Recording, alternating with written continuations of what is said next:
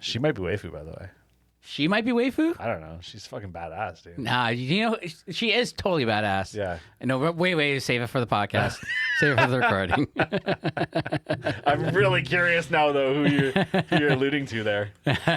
I'm very, very curious. There's only one strong female. No, that's not true. Then I know exactly what you're talking about. There's only one other. Of course, you would be Yes. the Boshi guy. Yeah. Of course. Of course. Of course. Because you're a leper and you long for human touch. And she's the only one who will touch you. Shut up. Jay, you ready? I am ready. All right, you want to do the clap?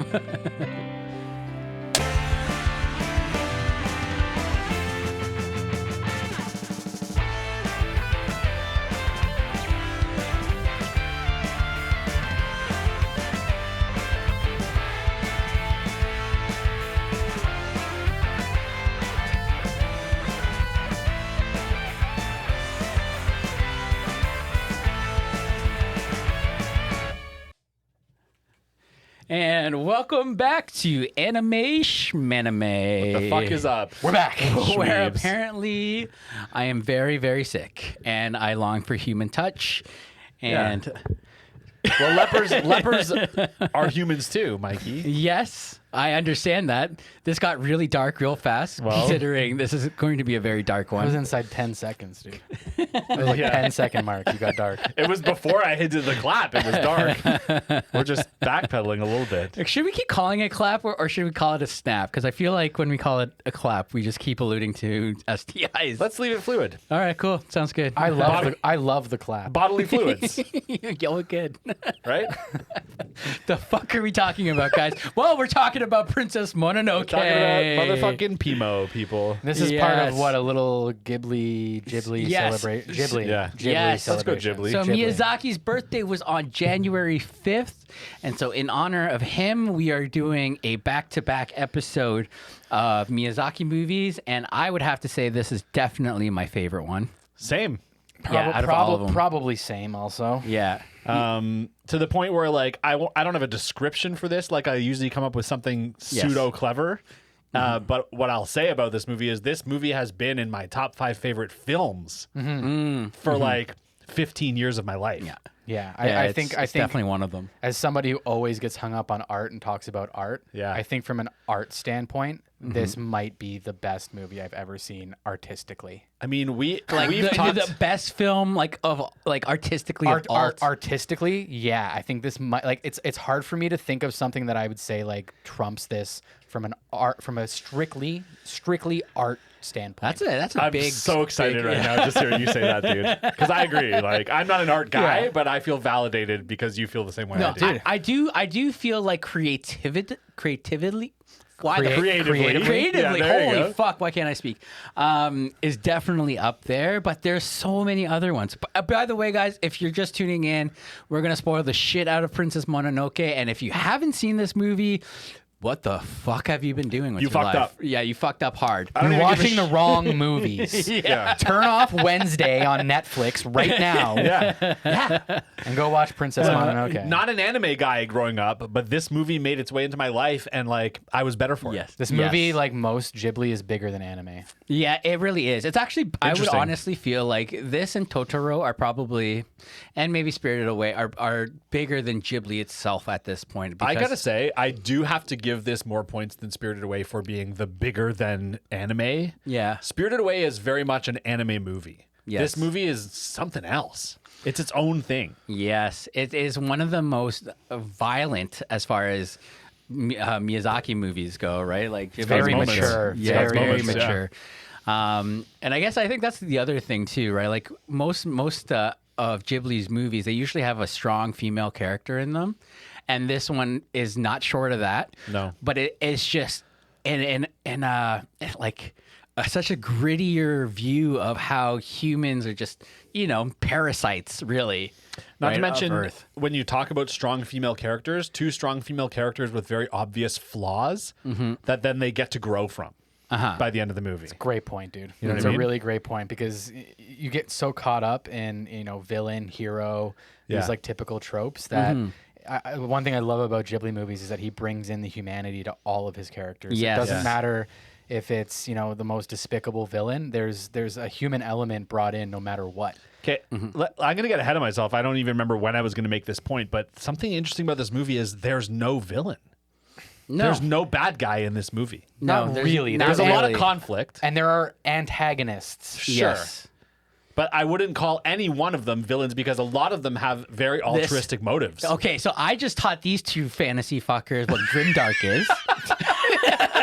Listen, we knew all about Grimdark. Okay? No, you just didn't. you just gave you it a know name. you didn't. You told us about the stupid nerd word you thought up for it, dude. No, it's not a stupid. He also nerd word. schooled us on motherfucking wyverns And dragons. an hour ago. And we're not going to get into that right now. But what I am saying, this is the fucking grimdark version of a Ghibli movie. All right, give you that. Yeah, right. Like I'll give you that. There is no clear black Okay, and white. hey. It's all gray. It's all about like. I have a clever description then. What? It's Fern Gully meets Game of Thrones. Kind of. Right? Got some dire wolves. Well, I mean, yeah, the dire wolves maybe, but like the other shit where we're like incest and like Well, people didn't- fucking. We only saw a little slice of what's going on. You know what I mean? fair. I don't know. I mean, I think there's definitely some arguments that can be made that like Lady Eboshi displays some villainous Yeah. qualities. Sure. Chico as well being another one that like, you know, does some despicable shit. You know, You're right. People do some bad things, Yeah, right? you're right. But they do it for like their idea of justice. Well, that's the thing is yeah, the movie does a really good job at framing these different people and their different walks of life and what's important to them and what they view as sacred or important or useful. You know what Yeah. I mean? And they all have different pressures Yeah. that they're facing as well. You know what I mean? The creatures of the forest don't have to worry about an angry daimyo coming after them Yeah. with fucking samurai to Yeah. kill them. Yeah. You know what I mean? That's not a threat that they face. Therefore, how could they possibly expect to know what the people of Irontown are dealing with? Yeah, You know, like, for sure. So that's what I mean. Like they do a really good job at humanizing everybody, and that's just fucking Ghibli, man. Like Yep. that's what makes his movies so Yeah. heartbreaking sometimes too. And I guess the reason I say there's no villain is because I want to say there's no evil, maybe is a better way to place it, to say it. And in the end, anyone who you would call an antagonist gets redemption.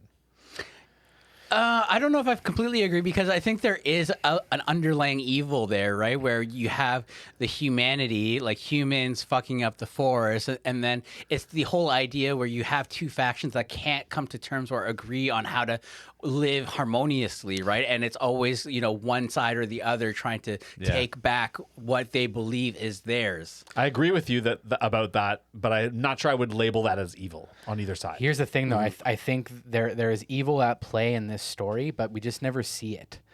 Because it's, to me, I think the evil is the emperor. It is the higher ups, Very even good point. above the daimyo. Very good Because point. that's what's happening is you're getting this trickle down pressure onto Lady Eboshi and Irontown from the higher ups, Yeah. from the actual evil aristocracy. Yeah. That's actually malicious and actually trying to take advantage of the lower working class. And all the people of Irontown are trying to survive. Yeah. They're trying to make it in a world that is hostile towards them, that doesn't want them to get ahead. And therefore, it's hard to look at them as being evil or malevolent in their intent. Yeah. Right? So there's evil at play here. They just never really show up. For sure. We And never if you- see it. If you want to talk about sucking Miyazaki's dick for his birthday, talk about finesse to make that the main element of evil in your movie, and it's not there. So you're finessing your fellatio No, right now? he's a master of Yeah. finesse. Yeah. You know what I mean? He- And I will suck his dick for it from the grave because it's brilliant. That's the thing. It's like seeing something splash in water, right? We're seeing the ripples. Yeah. Right. We don't see what made the splash. Yeah. But he's made the ripples so interesting. Yeah. That we Yeah. don't care what made the Yeah. splash. Yeah. It doesn't matter. Yeah. Because the wavelength effect that we're getting from this story, that the way it trickles all the way down to these tribes, Yeah. is super enthralling. I mean, I was just, every time I've seen this movie, I've just been fucking glued to it. Same. Yeah, I From don't one know of, how from many times one I've watched of, this movie. I think the most exciting, incredibly well put together opening scenes. Bro, Of any movie ever. We'll lay that out when we get to the plot, but same, dude. Yeah, man. Yeah. This starts hard. This is going, guys. Yeah. So This is good. going. Okay. Let's God. jump if you mind right into Senpai's corner. Let's hop into it. Let's hop into some senpai. So I'm curious because I don't. Aside from seeing this movie a million times, I don't know anything about it. Yeah. So Princess Mononoke, or in Japanese, Mononoke Hime, is a 1997 Japanese animated epic historical fantasy film. It's a lot of genres. Written and directed by Hayao Miyazaki. So this is one written and directed by the master, which you don't always get both Yeah. with Ghibli stuff. You after seeing it, you wish you did. Yeah. It's always the best when he's controlling everything. Animated by Studio Ghibli for Tsukuma Shoten, Nippon Television Network, and Dentsu. The film stars the voices of Yoji Matsuda, Yuriko Ishida, Yuko Tanaka, and Kaoru Kobayashi. Can I just interject real quick and talk about the dub voices? Because Billy Bob Thornton as Jico is fucking brilliant. Yeah. It's goddamn brilliant. I had a feeling you watched that. But You know what? I watched the dub every time in my entire life. This time I watched the sub. Oh wow, Interesting. You're welcome. But the dub, but there was two versions of the dub. I watched whichever one was like the Sony Pictures release. I think that probably Whichever one had Billy Bob Thornton. Yeah, I think that one was the original. I can't remember, but there was two different dubs because when this first came over to North America, they were still trying to figure out how to dub an anime properly, right? Like also the localization was still kind of weird. Yeah. And so then they did that one, and then they did something a little bit more proper to the movie. Interesting. Afterwards. Well, the dub is this movie to me, and always will be. I'm sorry. I'm not actually sorry. Sorry, not sorry. So Princess Mononoke is set in the late Muromachi period of Japan, approximately 1336 to 1573 AD, but it includes fantasy elements. The story follows a young Emishi prince named Ashitaka and his involvement in a struggle between the gods, or kami, of a forest and the humans who consume its resources. The term Mononoke is not a name, but a Japanese word for supernatural, shape-shifting beings that possess people and cause suffering, disease, or death. I didn't know that. Cool. The film was released in Japan on July 12th, 1997 by Toho, and in the United States on October 29th, 1999, 2 years later.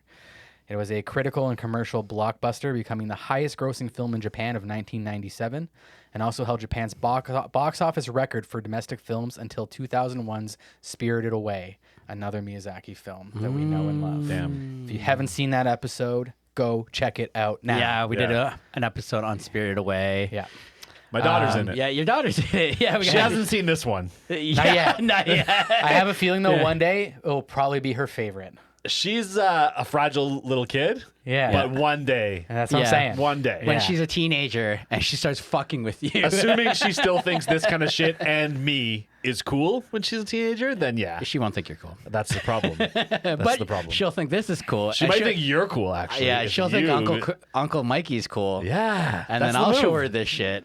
And then I'll the be like, move. okay, now go nipple That's your the dad. move. Hey.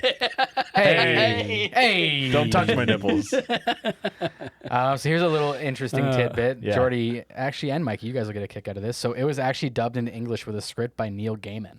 Yes, that's right. I did know that. Yeah. Yeah, that's right. And initially distributed in North America by Miramax, where it sold well on DVD and video, despite a poor box office performance.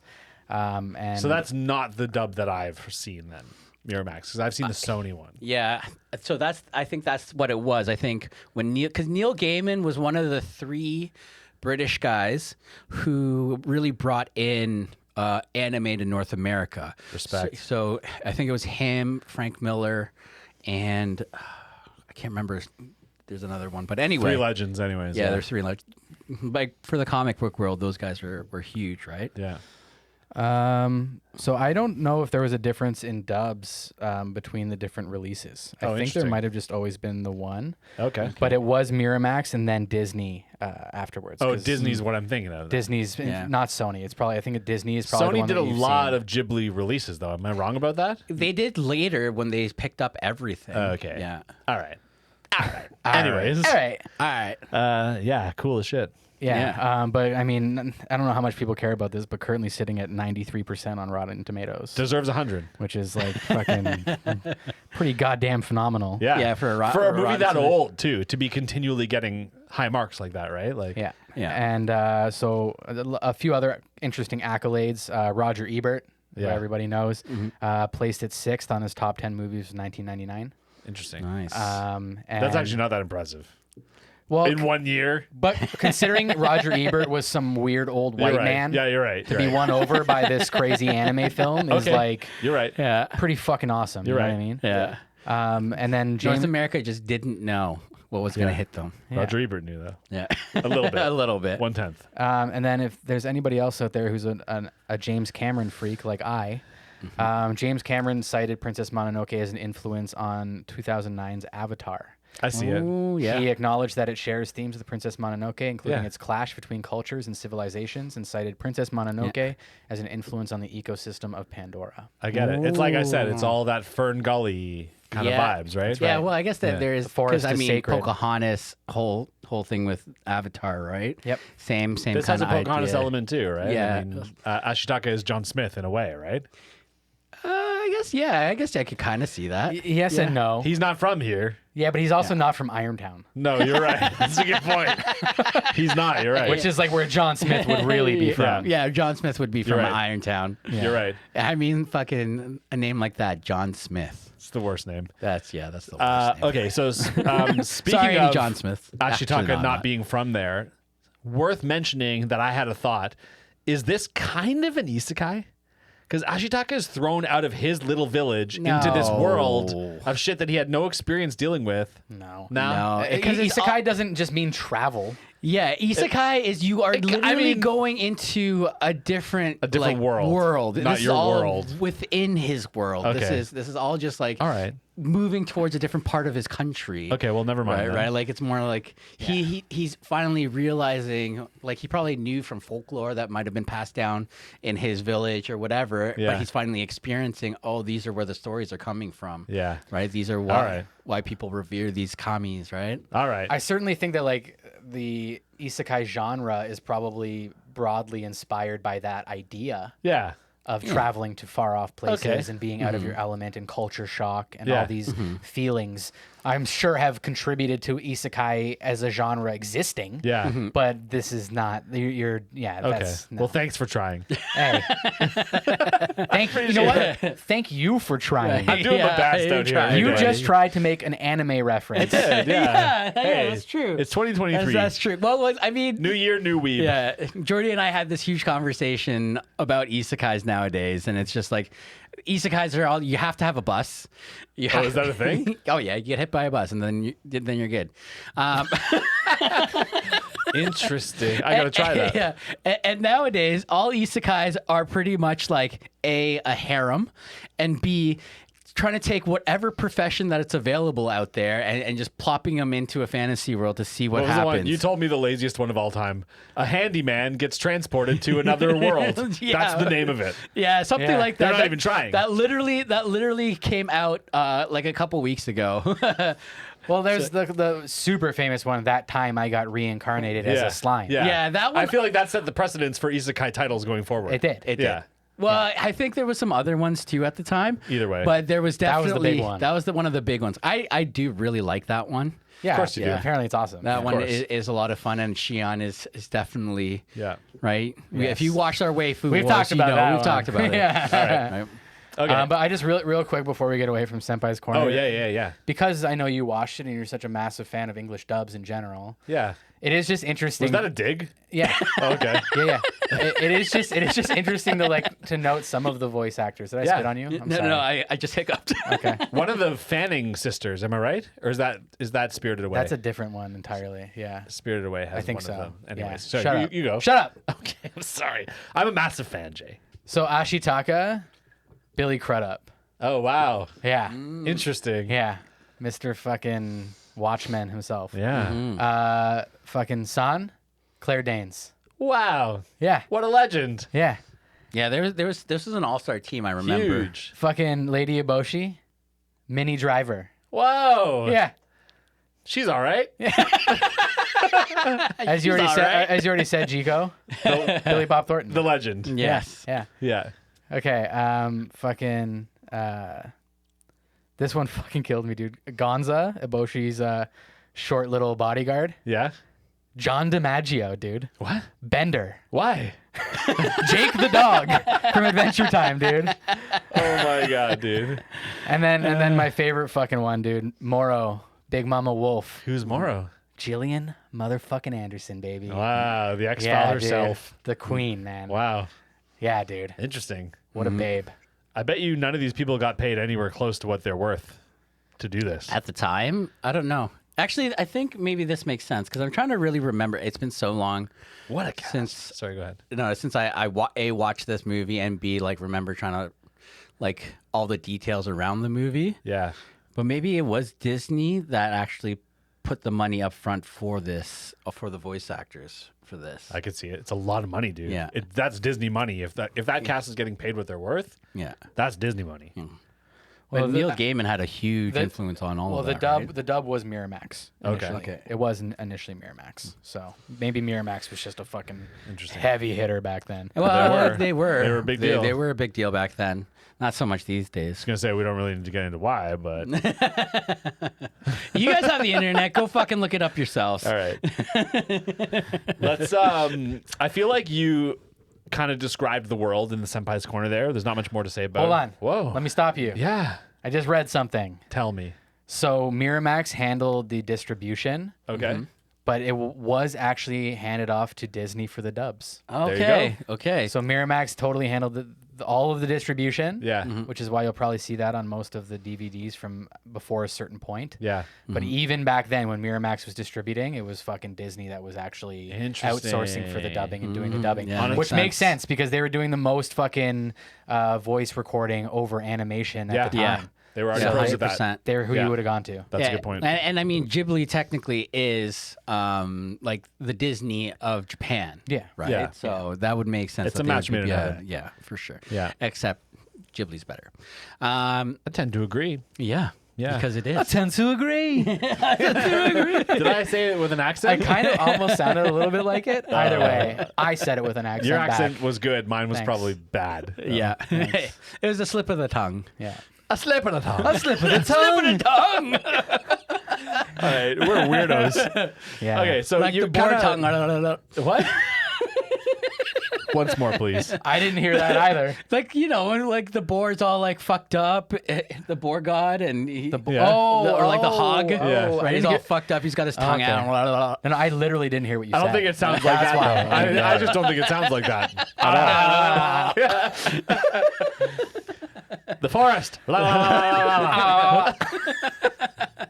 That's our dub if we don't have Disney money. Yeah. Okay, so we talked about world. We already established it's a feudal Japan vibe, emperors, samurais, Yes. but with spirits and magic and general whimsy. Yes. Yeah, I mean it's definitely always interesting to see like industrialization starting to creep up in a non-industrialized world. I've sure. always liked that aesthetic and that take. You know what Yeah. I mean? It's not quite steampunk, but it's like getting there. It's like pre-steampunk. No, it's like Yeah. Irontown punk. Yeah, iron punk. But that's what I mean. Like I'm not big on steampunk, and I don't quite like when it goes all the way to that point. But Yeah. like Because you it's know, very steampunk is very Victorian, right? So like, well, it's what would steam be- power at that point. This is Yeah. this is still like schmelting, and this is still like, you know what I mean. This Yeah. is still just So coal punk. forging, and like you know what Yeah. I mean. But either way, it's metallurgy. It's Yeah. it's Yeah. it's metalworking. It's Totally. it's still an advance in technology, and Smith punk. it was an important one for Japan to go through. Just in historical context, it Yeah. was a really important one. You kind of get to see also in the way they play it out by Ashitaka living in a village that was kind of like exiled from the culture as it grew. He has to leave. The first place he comes upon is Irontown. So you kind of get that 1-2 step. You know what I mean? Yeah. In cultural evolution. Yeah. Well, yeah, because historically, I mean, when Japan got, industrialized, it was because of the foreign trade and when they got guns, right? Yeah. So that totally makes sense. Yeah, Totally. it's brilliant. All right. Yeah. All right. Do we want to like really, really talk about art for a second here? Oh God. Okay, we're gonna spend the next hour. That's the problem with this episode, dude. Honestly, it's, Yes and no, because like I just have only good things to it's say. perfection. It's perfect, dude. It really is. Right down There's- to everything, the design of characters even is my exact taste. Yeah. Do you know what I mean? It's Well, we're at a loss for words, people. Jay, the art guy, who usually has a lot to say about art, has no words. I've seen how many countless interpretations of wolves. Yeah. Yes. In how many different forms of media, all the way to cave drawings done by fucking Neanderthals. Okay, Yes. like wolves have been drawn in every style, form. I cannot think of a depiction of a wolf that I prefer over Morel. Well, the half Not man, half even wolf man from Wolf wolf Children. Like when he lays her down all sultry. Same brain, Mikey. Thanks, guys. This was a lot of fun. Thanks, guys.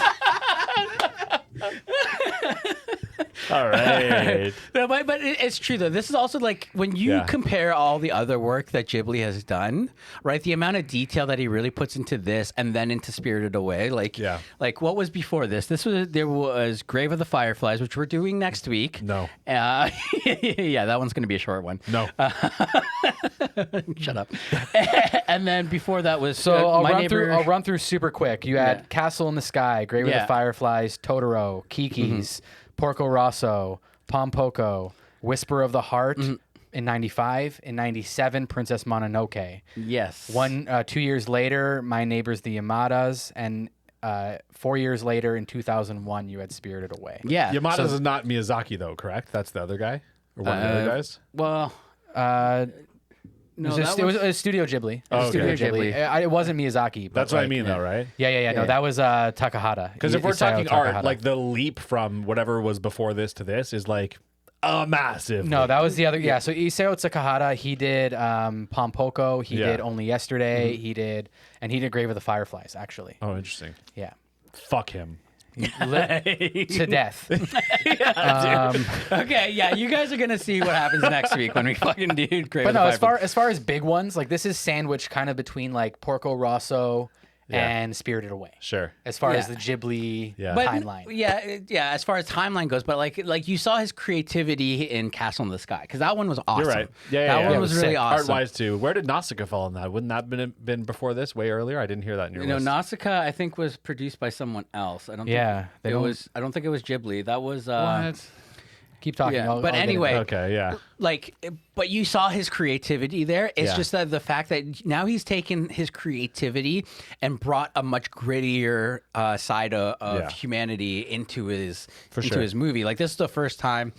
Other than like watching like Ninja Scroll back in the day, right? You didn't really see fantasy like this from Ghibli. Yeah. Right, where you go in thinking Princess Mononoke, going to see Ghibli a movie because I've seen Totoro. Oh, cartoony, fun, light. happy. Oh No. shit! Oh, he This shot a guy's fucking both arms off and nailed them to a tree. Yeah, or when Princess Mononoke like is sucking out the blood from the wolf and trying to. Oh, Ghibli, fun. Yeah, fun, right? Right, and it's just such a like kind of a shock in that way. The grittiness. Yeah, that you're not quite used to from Ghibli. For sure. But, So Nausicaa was a Miyazaki, but it was before Ghibli was formed as a yes, studio. that's what it was. That's what it was. So it was actually prior to Castle in the Sky. It was in Interesting. '84. Because I love that movie, too. Same, just so do right. I. And I mean, it doesn't necessarily, undo what Mikey just said because Nausicaa is definitely a certain level of fantasy maturity that is very reminiscent of Princess Mononoke. I was going to say, I feel But like look it's at the gap. closest. But Yeah. look at Yeah, the gap. yeah. 84 to 97. Yeah. And everything between those two movies is like fucking My Neighbor Totoro and Porco Rosso. Like you got pigs flying Kiki's, planes yeah. and like Yeah. giant squirrel man. yeah. You know what I mean? So like all of a sudden, He took a break. For a No, bit. but Princess Mononoke must have hit people like a fucking brick, man. It came out of left field. Yeah. And I remember Nausicaa not even being nearly as gritty. I mean, it has a little bit It has more moments, but it it's has pretty dark. moments, but Yeah. yeah. And it like even the animation style too, like how less detailed it is. It's not in so clean many- like this. Yeah, This not is in clean. no way. Yeah. Right. Not to mention like Money, Jay yeah, says. that's money. That's Yeah. also money. But even without the money, right? Like, or sorry, with the money, I don't think Technology, too, though. technology, I also don't think they really could have pulled it off in the Yeah. same way. Yeah. Right. Just because I think that story didn't really lend itself to have those same kind of. I mean, I guess you could argue. I it think one you way, need to but- watch Nausicaa again. Yeah, there's a big old war going on. Okay. Yes. It's kind of but like Dune. Yeah. I don't know. You know what it is? You know what it is? It's because I think of it as like one of those like what was it like Gundam, like the original Gundam. It kind of has that same kind of feel as far as the animation style goes. Sure. Right. I give you He that. was growing as an artist. Yeah, and that's what I'm saying, Yeah. right? Like Yeah. growing Yeah. as an artist. But theme-wise, I'd say it's pretty much there. Yeah. Similar. But this is, I think, Miyazaki in his prime. Prime. Peak. Like peak. Yeah, I would say. top like, of the mountain. Yeah. I also think this is when, because I think I remember watching a documentary on him and saying how, like, depending on the movie that he's making for himself or making for others, like, he's really trying to bring in, like, what he's feeling in the moment. Yeah. Right. Was or it in the that time. Whizbrew episode? Because what I remember from that was they talked about how much time he spent walking in the woods behind his house. Oh, yeah, that's right. I do remember Yeah. that part now. Yeah. No, I Which, think, I mean, yeah. we're in his mind. Yeah. Right? But like, I know the documentary that I'm thinking of was the one that was on Netflix for a while. Okay. Yeah. Anyways, you guys can. I don't think I can ever look it up. watched that one. I heard it was really good, though. It was really Yeah. good. Yeah. I mean, at the same time, I also felt really bad for his employees. Oh, I heard some things about him. We'll get Yeah. into that another time, maybe. But that does not take away from the brilliance of his mind. Without a doubt. But that's Definitely also not. just the fucking anime industry in Yeah. general. Definitely. Yeah. Just another element of the art that really struck me, aside from it just being perfect, like the cinematography. I love when like an animated show gives you camera angles, like well thought out, really intentional. Some of the like wide shots in this movie were absolutely breathtaking. And I'm not only talking about landscape. There's moments where there's action and characters happening, and you're not up close. You're from a distance, and the audio matches your distance from. Yeah, what's happening? Fucking brilliant, dude. Yeah, the It's- sound design is Yeah. really it lends itself to the whole experience that you're watching. Yeah. And I don't know if it was maybe some of the if they changed aspect ratios at a few times, but you're right. There were a few really wide shots that really sold the motion Yeah. of things. You know, I immediately think again back to that opening fucking scene. Same. You know what I mean? And you're seeing this thing ripping across the plains. And it's Yeah. chasing him, and he's Yeah. on the little. But the sense cool. of speed Yeah. and Oh, motion that you're yeah. able to get, and just these wide sprawling Yeah. plains is just it's insane. Actually, one of the best ones too was when it gets into his arm and then he pulls the fucking bow and arrow, Yeah. and you watch that bow and like that arrow just go. and it pulls that guy's arms right off his body. Right off his fucking holy body. Fuck. Yeah, so dude. good. Pins him to a tree. so hype. That's the moment where you realize, like, oh, this is not the Ghibli I've seen before. Yeah. That's the moment, right? And, Yeah. and this isn't a dig, Jordy, but I highly recommend if you guys can see this on the biggest screen you possibly Oh, humanly can. absolutely. I've seen it on big screens and small screens, to be Well, fair. that's Because the I've been thing. watching this movie for 15 years, so I was maybe really more. I was really lucky back when I was in university. The TIFF Lightbox or whatever had a Miyazaki festival on. Damn. Oh, yeah. sweet. So I was able to see this in theaters, subbed. Thank God. Yeah. And it literally like renewed my like obsession with this movie, just seeing it in large format. It was Yeah. it was the same movie. I had probably watched it a week prior at that point. Yeah. It was nothing new, But it was but new. it was new just Yeah. seeing it so big and just being absorbed by it because Yeah. there are scenes in this and it's crazy, you know. James Cameron talks about the influence on Avatar. Yeah. Talk about another movie that really sucks you into its environment that Yeah. they've created. Yep. There are shots of this in the forest when, you know, he's at seeing the pools? forest, the pools or the forest spirit and stuff Yeah. where I'm like, I feel like I Oh, could yeah. step through my fucking screen into that little grove. Like you can and feel what the water would. You can feel Oh. the temperature of the I water. can, I Yes. can smell it. Yeah. Yeah, it's like I don't know about you guys, but I feel like that water is a little sweet. Yeah. It's You the know, cleanest. You can see the bottom. It's Yeah, spring water. it's- Have you ever had spring Yeah, water yeah, out of a yeah. spring? Yeah. That's what it is. It's Yeah. cool but not cold. Yeah. Right? Yeah. It's like liquid air. Yeah. Pure liquid air. Yeah. And it makes you shit diarrhea for 3 days Yes, yeah. afterwards. No, not that water. I mean, there's a bunch of bones in it and shit. That's just usually spring water will do that. to you. Spring water will do that to you. This is a good chance for me to reiterate a story I think we've told on this podcast before, that this is the first anime I've ever seen. Yeah, And it's it a was- good one to start It with. was at my buddy Umar's house. We've talked about Umar many a time. Legendary homie from way What's back. up? He used to host these long not Game of Thrones, no, Lord of the Rings. the lesser fantasy franchise. He used to host these Lord of the Rings marathons, and one time Lord of the Rings was done, and we were all hanging around, and he just put this movie on. And he, luckily for me, had a massive screen and an epic an epic home theater system. Yeah. Blew your And it blew my mind, dude. Yeah. Dude, the people were chatting, my friends, we were done watching TV. Yeah. But I wasn't. I was sitting in a chair watching this now. You know what I mean? Yeah. Can you remember what the most mature animation you had seen was prior to this? Was there anything that came close? I'd have to think about it. I almost want to say there was no mature animation. It was all that 90s animated, early 2000s junk. Like, Yeah, no, that's what I mean. yeah. That's part Like of what white I'm getting TV at. kind of Yeah, stuff. Disney, whatever Yeah. the fuck, you know what I mean? Like, It was- Cartoon Network. yeah. I feel like for a lot of people, man, Ghibli was that one that people saw just by chance, and they were just like, "Whoa, this is for adults." Yeah. It's Wow, not, this is this not is for for children. adults. Yeah. Yeah. Exactly. I'm a little more fucked up than that. What were you, 6 when you saw it? Or? But you were seeking it out. I'm speaking of people who don't know anime. Yeah, that's who, fair. Who That's happen fair. upon this and are like, "Whoa, this is fucking Dude, I was crazy. a grown-ass man, and I was like, there's got to be more of this. And Yeah. unfortunately for me, there wasn't a lot of this caliber. Yeah. A couple trickled through over the years. We've talked about it ad nauseum on this show many a time. You started with too high a bar, man. Yeah. Honestly, I'm glad for it, though, because, like, I don't want to watch 25 anime's first episodes this season like Mikey. Yo. yeah, I don't want to be that I guy. always watch like a whole bunch to see which one I'm going to drop, and then I only end up with like usually 15. Yeah. So anyway, Only 15. Yeah. but anyway, Yeah.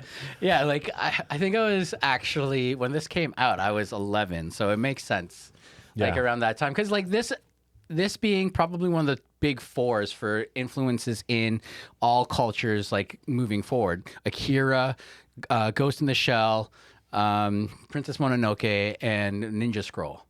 Right, see I think that. those are the major 4 animes that really brought everything to the forefront, and people just kept plucking from. Right, so Sick, bro. yeah, that definitely came on the audio. Did you hear that? Yeah, oh yeah, bro. Mikey's gonna boost it up too in the mix. I could have done it into the mic. No, you're a gentleman.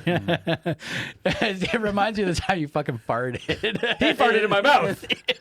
Off the air. We're weird as shit, guys. We're fucking weird.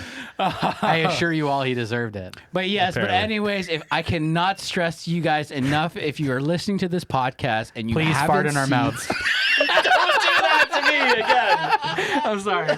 I couldn't help it. It was just too immediately Yeah, after. that was good. But yeah, sorry. But yeah, make sure you guys go to your computers and watch this. And while you're at your computers, like and Oh, you subscribe. son of a bitch. You took a fart joke and did. turned it into a call to action. Yes, like and subscribe. You know all that good stuff. But I'm not going to finish off there, guys. This is our first time ever that we are going to be doing our very first giveaway. So if you guys like good character design, well, we have a good character for you. A custom drawing from me of any character of your choosing. You name it, Jordy will draw it. Okay, that's not in the giveaway, but if you would like it, request it then and it's request yours it, and if then you it's win. yours. Everybody's anyway. gonna request it. Yeah, holy fuck. It's going to be awful. You don't even know how good or bad I draw yet. You don't know. That might be amazing. Anyways, we're giving away a pop-up parade by Good Smile, a Raftalia. And The then, babe from Rising of the Shield Hero. Yes. Other way. Was she a bear? Like I don't, No, she's a raccoon. Raccoon. Okay. Yeah. Raph. Okay. Yeah. Yeah. She's a raccoon. So pop-up parade. She's got cute ears, man. Yeah, she does. You should see some of the other fan. I'm not going to go there. Fan what, Mikey? I always go there. We promise you, Mikey didn't do anything to this figure. No, I didn't do anything to the figure. It's a brand new one. Yes. It's a brand new figure. Yes. It's And beautiful. then, yes, and then also that we are putting in a flash sheet of JJK by our own boy. Hanger.91 at bigcartel.com. Yes. Yeah. You guys might have noticed, I don't know if it's on the screen or not behind Jordy, but we've had it up on the wall for a while. But Yes. yeah, I did a flash sheet, some tattoo designs for Jujutsu Kaisen. It's sick as hell. And so we're going to be throwing in a framed print as well as some stickers that I've Yes, designed and over some the years. stickers. We got a jumbo Gundam head, a Benimaru from Fire Force, and we got our boy Miggy from Parasite. So some stickers and a print and a fucking badass figure. Yeah. That's a hell of a, it's- first ever giveaway. Yeah. And a first- one-of-a-kind custom piece of art by yours truly. Yes. Oh, Yeah, Jack guys. Jordy. I contribute to the podcast. Jordy's going to do something. Anyway, yeah. If also for all you skaters out there, skateboarders, if you guys remember Powell Peralta, no, it was Santa Santa Cruz. Cruz. Santa Cruz. Sorry, Santa Cruz. The hand. The screaming hand. The screaming hand. It's a Miggy screaming hand. It's a Miggy screaming hand. It's I dope fucking as shit. love me a good crossover. You guys know that. Mikey rocks the hoodie like all the time. I do. It's one of my favorites. Warms my fucking heart. It's actually probably the only hoodie I wear nowadays. Maybe we'll give a hoodie away next time, but this time it's just the stickers. Yes. The print. So it's about just over $100 worth of giveaways, and for you guys to enter, because triples is best, just go to I love it. yeah. So you can go to any one of our social media. So if you go to TikTok, go to Instagram or YouTube, make sure that you subscribe, you like, and you tag 3 friends in there, and then share. So if you wanted to, you could actually enter in 3 times. So it just doesn't have to be like all of them all at once. It's a new right? entry each time. get So it it's a in new there. entry each time. You get so, 3 entries if you enter on all 3. Yes. And for YouTube, all you have to do is enter on any video where we're advertising this giveaway. Down below, tag your friends, their usernames down below. Yes. We can check if you guys are subscribed to us or not. We see you. If you're not subscribed on the watching platform you. where you enter That's and you do fucking your creepy, Jordy. tagging, We'll know. we'll know. We can see that. Yeah. So make sure you're following us wherever you see us post Yes. this and wherever you tag us. Yeah. Or tag your friends, sorry. And we'll make sure you get your entry. And then we're going to do the draw on... Valentine's Day or Valentine's Day episode, which will be February 15th. Is when that one comes out. So we're going to announce it then. Yeah. And then we're going to use a generator to pick the winner, the random generator. So it's all honest and above board. yes. And no favorites will be played. Maybe only because I don't trust these 2. Wow. Yeah. Interesting. Okay. I love you. All right there. I see how it Okay, is. so yes, go enter into the giveaway, and We love We you. love we love you.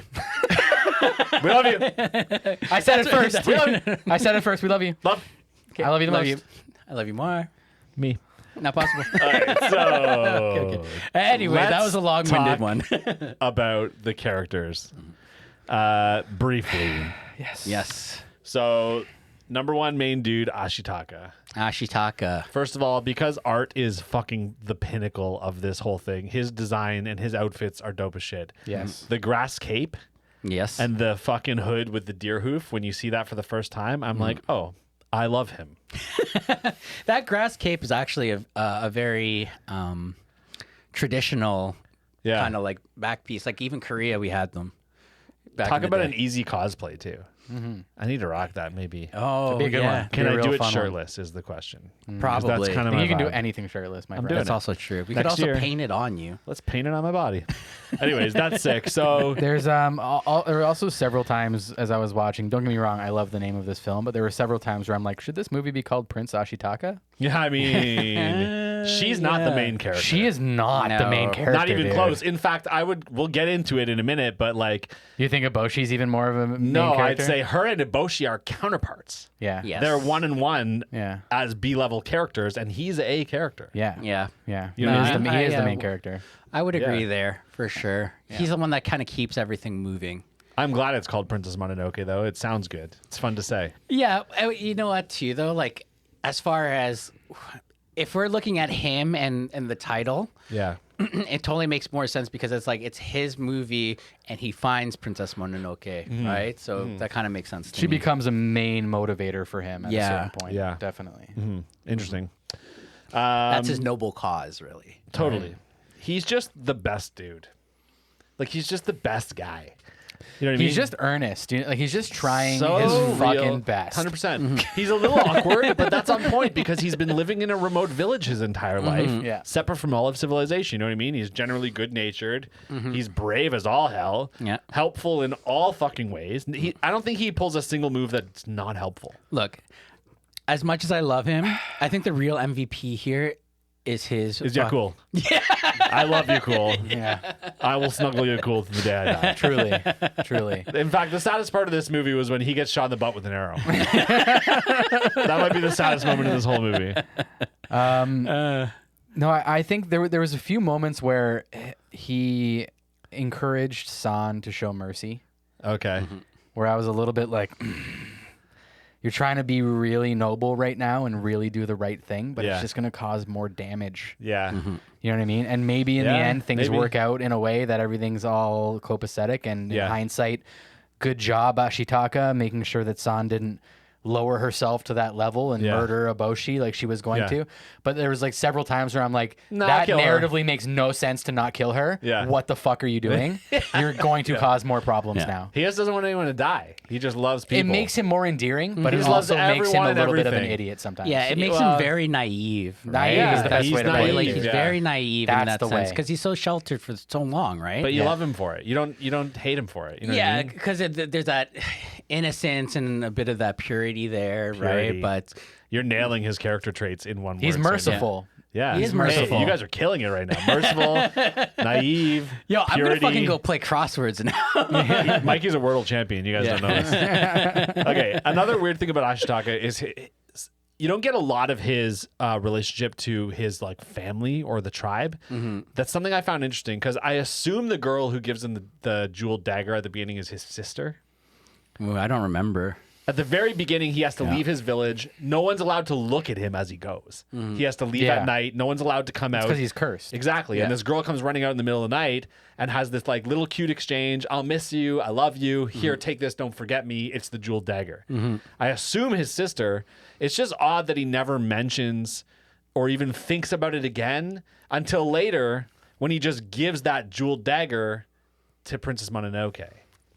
And maybe it's an exchange of, like it's like a metaphor, right, or like a symbolism of protection. I think it's more my thought, and again, this is the only gripe I have with anything that was like a little bit underexplained, as we know I have issues with. Yes. You know, I like things to be The explained. story of this movie is not perfect, man. A lot of it is, but there are moments, right? And this is one of those moments. I think my at best explanation, because in this movie I'm going to give an explanation and I'm going to accept it because I love this movie, but it's that he is identifying the fact that like, okay, I used to belong to this. You know what I mean? And this jeweled dagger represents that. It was given to me from this thing that I used to identify as. Now I identify with this. And so I'm going to give it to this. You know what I mean? So like that's my best example. Yeah. I also think don't know. When Ashitaka leaves, like he doesn't leave with much.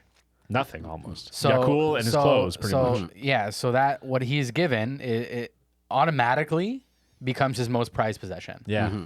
Yeah, true. So Yeah. it's an incredibly meaningful gift considering that. Yeah. And even if he did have like things that he did bring with him, like even in the real world, right? When depending on the person who gives you that item, it becomes incredibly sentimental. Yeah. Right. And so if there's also symbolism or some sort of metaphor that attaches there, like, Yeah. and it's foreshadowing too, to a degree, right? Yeah. Especially at being right at the beginning. So, like, I guess I just found it a little odd that he never once revisits the fact that he came from a village and they exist. He leaves what's going and on. never once do we ever hear anything about them. He doesn't mention it. We never go back there. yeah. But Yeah. that's, you know what, though? What you're looking for, and we had this conversation off screen, is how you don't like movies and you like series more. Yeah, I want these more. days. I want more meat. Yeah, you want more meat. Where this, Give me more a meat. movie like this, right, it is really just taking you from point like wherever you start, and then you just see how that transpires, Yeah. right? Especially this one because Yeah. the other main character in the movie, you also don't get any of her backstory. Yeah, That's true because she's a princess, but who the fuck is the king? Yeah, Like, where does Well, she come from? No, so the princess moniker is given to her. yeah. Oh. That's a Boshi just being spiteful. Oh, I thought she That was little a princess. Princess Mononoke. Oh, I never really caught on to that. Her name is San. I know her name is San, but like, She doesn't call herself Princess Mononoke, and nobody that is friends with her calls so her she's that. like not important. She's That just is a girl. that is a spiteful name. Yeah, she is a random fucking girl probably from who Irontown, lives to be with honest the. with you. Who knows? But this is what Yeah. I mean. They Yeah, you don't, don't know. Yeah. get into it, Yeah. and it's almost like it doesn't matter. It's almost better for it. Well, that's the thing, right? Yeah. Yeah, that doesn't matter. Yeah. because like happenstance happens all the time. We say that all the time. Like, Yeah. and it's like it's Wolves no, steal children, and we move on. no, but it's not just that. Yeah, but yes. I get what you're saying, though. Right? I Like, get what you're how saying. often do we see stories where it's an orphan, Yeah. right? And ending up with whoever or However the story goes. However the story goes. They don't go right? back is the point. I mean, Mowgli is like Jungle Book. Or they do, and it's important to their story, their origin. But this wasn't For his this, origin. Ashitaka's origin in this village has no bearing on what happens in this film. It served its it purpose. doesn't exactly. It doesn't influence him because when he walks away from his village, he's walking away a lone wolf. Yeah. He has no allegiance. He has no responsibility. He Yeah. has no loyalty. Yeah. Other than to himself and what he believes is right. And just like the he's a balance clean in the slate. world. His allegiance is just to the world. And then when we meet Sun, it's the same deal. It doesn't matter what happened to her as a young girl. Yeah. What matters is where she is now and her allegiance with the animals of the forest Yeah. and her hatred of Iron. She might as well just That's what's be- important to this story. She might as well just be a wolf. Absolutely. She basically she is. basically thinks she is. Yeah. Right? And Yeah. like all her thinking, all her morals, all her Yeah. justifying what she's doing is Yeah. based off of protecting the forest and protecting the Yeah. spirits, right? Which is kind of crazy because of how everything plays out at the very, very, very end. But we'll get to that when we get there. Yes. Speaking of her, like I said earlier, she and Iboshi are kind of counterpart characters. They represent two ends of a spectrum. I feel like it's kind of crazy that it took me till this watch and sitting with a notebook and a pen to realize that was the case. But like she represents 100% nature and it's important, and she has no connection to humanity anymore, despite being a human. And Iboshi's the opposite way. She represents humanity only, without any connection to nature or preserving it. You know what I mean? Or its importance at all whatsoever. And so the two of them are both the same, but on opposite ends, right? Yeah. It's kind of crazy. How did I not notice that before? I honestly don't know. Like, I'm sure I was seeing it all happen. I just didn't make the connection. connection. That, But Yeah. you're right. Like it's once you crack open that egg, you see how much is really inside Yeah. and how Yeah. many ways they parallel each other. I they're think, truly two sides of a coin. Yeah, I think to Yeah. most people, like on a first watch, you're like, okay, she's the good girl and that's the bad lady. Yeah. And like that correlation comes through, but when you really crack into it, it's Yeah. like it's Yeah. insane. Yeah. Also because it's also true in their faults. Right, not just in their qualities or their aspirations, but also in their inability to empathize with the other side. The stubbornness. Exactly. Yeah. Mhm. Lack of And- empathy. That's what. Yeah. That's what I mean. They cannot empathize with each other and each other's sides, and Yeah. that's why they're so ruthless and vicious towards each other. Yeah. Yeah. Even sympathize. They can't sympathize with one another. No. Yeah. Right? Completely But blind. But I think the other thing for you though is that when you're going in and watching these films or these series, right, your intentions are different going in. Right, like when you were watching this at Umar's, right? You're there just to enjoy, to see what this is. This is something new and exciting. This time around, you're like critiquing it. You're going in with a critical eye, like we say all the time, right? So your intentions are different when you're watching it. If I'm gonna go rewatch this, I'm just gonna watch it because I haven't seen it in a while, and I just want to enjoy it, knowing what it is, right? The first time I watched it, it happened to me. Yeah. You know what I mean? Like it just landed in my lap, Yeah. which arguably those are the best kind of art experiences to have. You just stumble upon something goddamn brilliant. That's meaningful more so than like, I'm going to watch Princess Mononoke for the 56th time today. Do you know what I mean? Yeah. There are a lot of other characters, but I think most of them will get folded in descriptions as we talk about the plot. So let's get into it. But the music, we didn't talk about the music. Oh, it's again peak. It's Top, brilliant. Cinematic, perfection, just mastery. symphonic, brilliance. Yeah, it's Everything about it. It's worthy of the animation that it's scoring. Yeah. And then some, I would even say, because I've seen a lot of animations that are brilliant, but like none of their scores have been matched. Like these are matched. Joe Hisaishi. Is that the guy? That's your guy. Dude, the guy. That's your man. Did the music. He's Japanese John Williams. There you go. No, he's a fucking Japanese Hans Zimmer. John Williams is better than Hans Zimmer, my dude.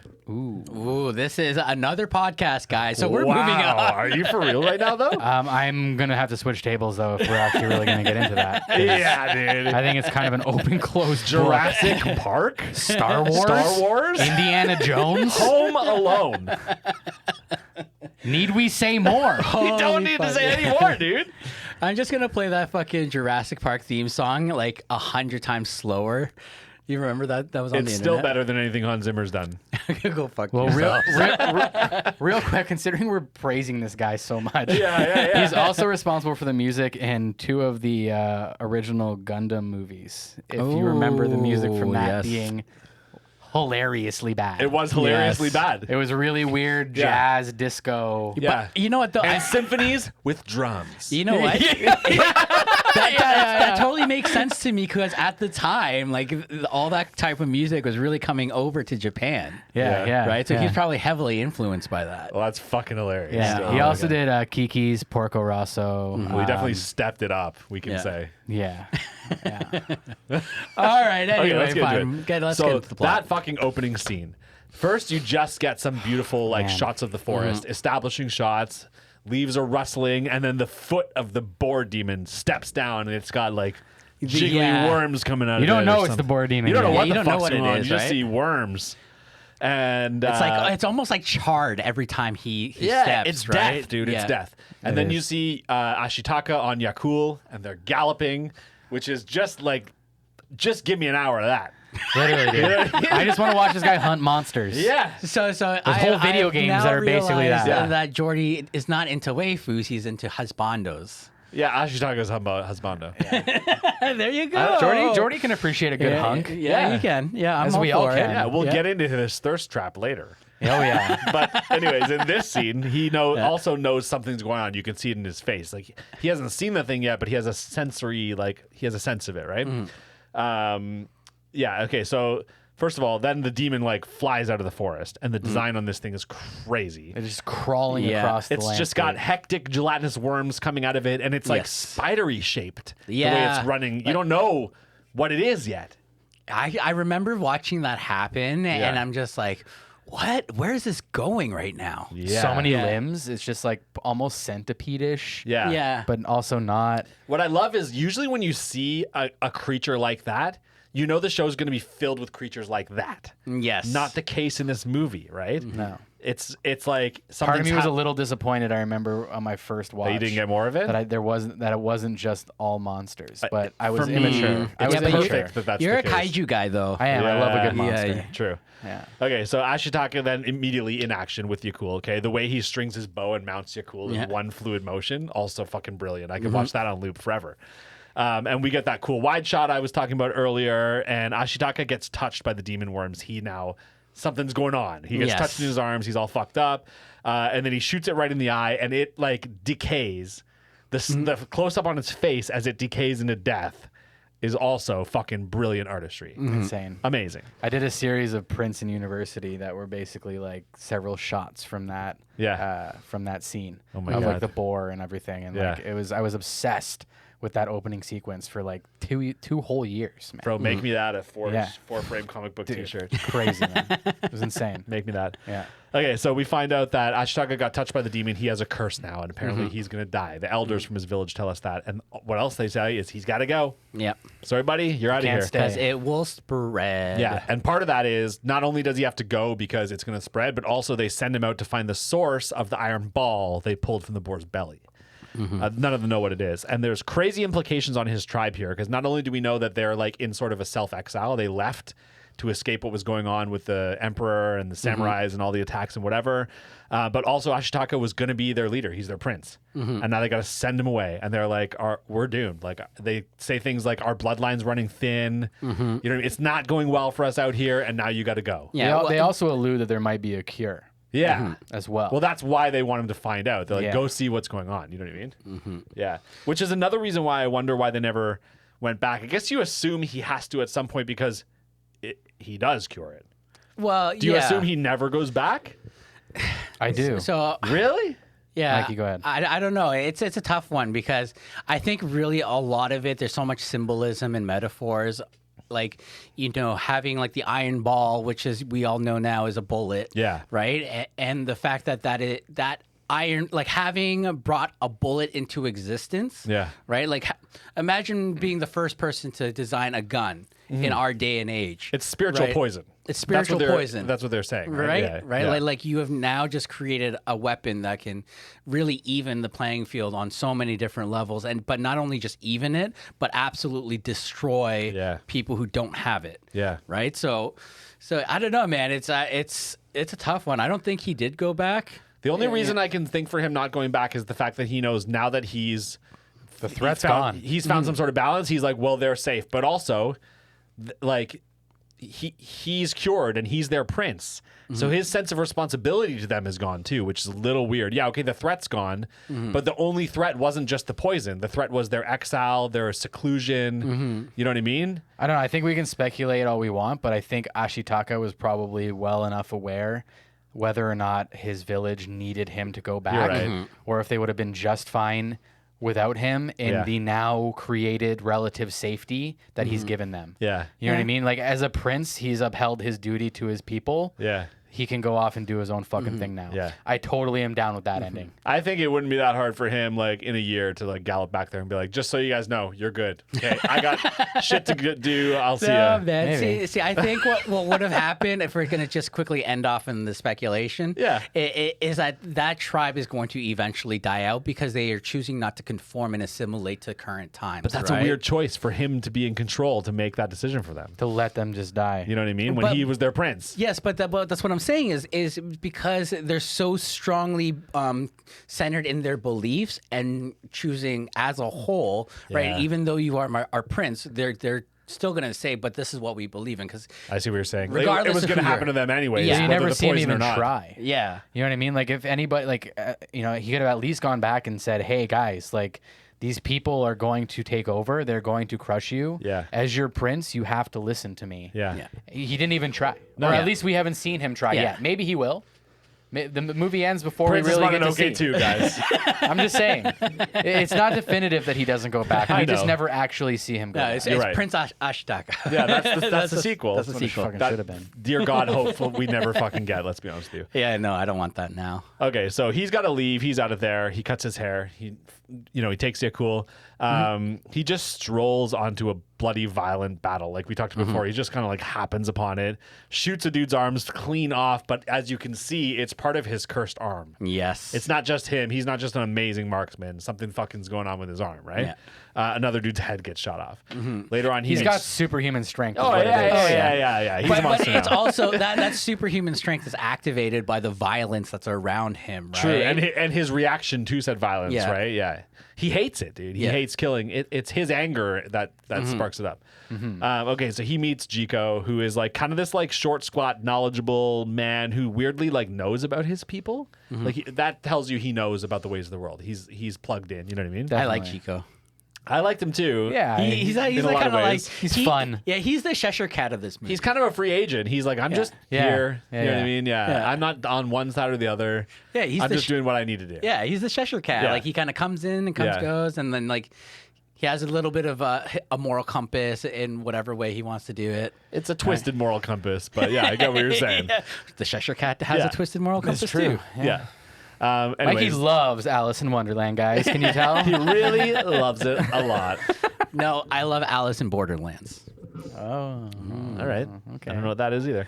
Really? Okay, so would I? How would I? Massive Netflix series. Eh. Also, I spent all my time watching fucking anime for you guys. that's Yeah. fair. Dragon Ball Z's sick, eh? I mean, when it's done, maybe. All right, so we pivot from him and Jiko and their cute little hangout in the cave, and we meet Princess Mononoke, or San, and she's with her white wolves, and she's fighting Lady Eboshi and her army on like the side of a burned up mountainside, and it's raining, and I'm like, in what movie is this the backdrop for your first fight scene? Like, how brilliant that it's so unique and original and so integral to the plot that this is where it's happening, right? The wolf gets shot in the neck and burned all in one big quick shot. And Eboshi quickly is like, oh, she's immortal. That's not going to kill it. And you're like, oh, okay. So these aren't just wolves. Something's going on here. Further down the stream after this battle, Ashitaka is like hanging out and he like pulls two injured dudes out of the river. And while this is happening, he sees San and the wolves across the stream, like kind of like, gathering and like, regrouping, whatever. She's sucking the blood from the wolf's wound. And he jumps on a rock and he's like, I'm Ashitaka and I want to help the world and I'm a good guy. Will you help me? And she just goes, leave, and saunters into the woods with the wolves. Yeah. Which is such Like, a fucking I don't moment, fucking dude. know you. Yeah. Her answer is literally just leave. Yeah. Get out of here. And he's like, okay, well, nothing I can do about that. So he grabs the injured dudes and heads into the woods. And this is where we first see our motherfucking Kodama, who are like, I don't know, icons in the anime world. Like, yeah, legendary mascots. Yeah, definitely. Unbelievable. They're a little rattling. Yeah. I Adorable. love those guys. I have my little Ghibli bonsai tree that I like put all like Ghibli characters in, and Adorable. I have the Kodamas everywhere. It's so cute. As they should be. Yeah. The little- Yeah. And so we're told they're tree spirits, and the one dude who's still conscious is freaking the fuck out. He's scared of them. And Ashitaka's like, no, it just means the forest is healthy. And they head in and they end up at the pools. We get this like epic scene as he's slow scanning the pools as he's trying to like heal these like injured, half dead fucking soldiers or whatever. And it's a pan. It's panning across. It stops. Then it zooms. Okay, into the woods, and between two trees, you see a herd of deer. Slowly walking. One of them stops as the other ones are still passing in front of it. Then they're gone, and you see it. It's different. It's the fucking deer god, dude. Or in the dub, the forest spirit, depending on which one you watch. Yeah. So we're all dub guys. Well, I've seen this in dub. We're all dub guys. We're all dub guys. Regardless, Anyways, it is fucking badass. It's the forest spirit, and it's so sick, dude. But like, it's not like when he actually presents himself. Yeah, later on, like when he gets close. You mean later? Yeah, when you get to actually see his face like properly. Yeah. God damn, that design. Woo! Okay. Yeah. So when he sees it for the first time, his arm starts going nuts, and he plunges it into the pools just on instinct, and that's not even helping. It has to literally pass out of frame for his arm to chill out, which is like, something's going on there. Okay, so we pivot again to what in the sub is called the Ironworks, in the dub is called Irontown. We're all dub guys, so we're going to call it Irontown. Okay, fine. Dub guys. Which is another wow shot, because you see this city, and it's like the spikes sticking out of the side of the hill, walls, buildings, waterworks. It's really like kind of like a fortress at that point. Totally. And it's a bustling town. There's people walking around, working, selling, buying. There's markets and shit. We find out that the women all work the bellows and the men all fight and forage and farm and like leave the town. We also find out that the women are all freed slaves, which is kind of setting up the whole Iboshi is for the people vibe. Yeah. You know what I mean? She's all about just helping people. Leader Right? of the misfits. Yeah, it also kind of leads into the kind of like mentality of the women in the city. Like they're all kind of like mouthy, kind of like they've seen some shit. Well, yeah, You know what I mean? they've gone All through of so them. much trauma, and then they're freed, and now they can be themselves. And so, and I also think they, having gone through that, you don't really get the same kind of etiquette if you were brought up in like a really proper noble samurai family, right? And they all, you're right. That's the other thing is the disconnect from the samurais too, because these women all show up in like open house coats. Yeah, you know what I mean? Like, which is like that's unheard of in like that culture, right? Yeah, well, in the noble culture. That's what I'm saying. Yeah, They're implying that this town is separate from that. You know what I Yeah. mean? Except Iboshi, who's always in full kimono, right? Yes. Because she's in charge. Yeah. And she's dealing with the daimyo. She's dealing with right. the higher class people. Exactly. Yeah. So Ashitaka shows up here with the two injured people. He's a hero. Iboshi explains to him basically that the board god had attacked them and that she shot it with a musket. And that's when we find out that the iron ball is a bullet. She also tells him that she's the one who burned the fucking forest up.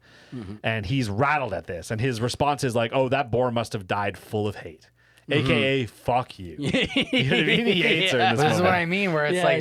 like she does some villainous shit, man. Yeah, you're right. She's not a pure villain, but she definitely does some villainous shit. And this is where I'm saying it's like this whole movie isn't black and white like other movies Yeah. where Yeah. it's just all gray Yeah. where that is the reality of this world, right? Yeah. Right? I think it's even though it is fantasy, this is one of the movies that is so much more like philosophically and ideologies are more grounded in the real world. Yeah, very much so. It's everyone's Take just out trying the to do the forest- best for their people. Take out the forest spirits, and there is nothing fantastical about this movie at all. 100%.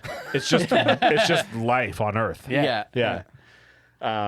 Anyway, she then takes him to the lepers who make all her weapons, which is interesting that she doesn't let the rest of the town people in on that process. I don't know what that means or what that says, but it's just very interesting that that's a very enclosed process, making the weapons, right? Yeah. I wonder, like, just to speculate on a little bit, but I wonder because you're using, like, gunpowder and things like that, right? Like, let the people who are already going to die deal with the stuff that might kill you. yeah, right. Yeah, fair Like, enough. You know what I mean? Send the elderly into the radioactive zone. Yeah, right. All right. I get you. Right, but it's one of those things. Like, if I was an elderly person, right, I've had my time here on Earth, right, I'm gonna go do the more dangerous things so that the people that are younger than me has more time. You're probably right. The one really roughed up leper who literally like can't sit up starts like from the corner, and he's making a case for Eboshi. The same case we already know is being made for her is that like she's for the people. He's like she touched our skin.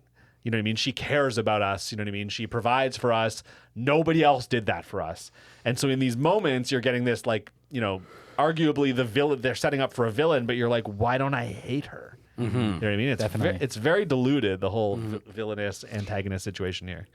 Well, it's when you sympathize with your antagonist, right? They're making a heavy case for that sympathy. Right. Big time. Meanwhile, the ape spirit starts showing up on the mountainsides and Eboshi's just shooting at them. Yep. And her reason for shooting at them is they plant trees.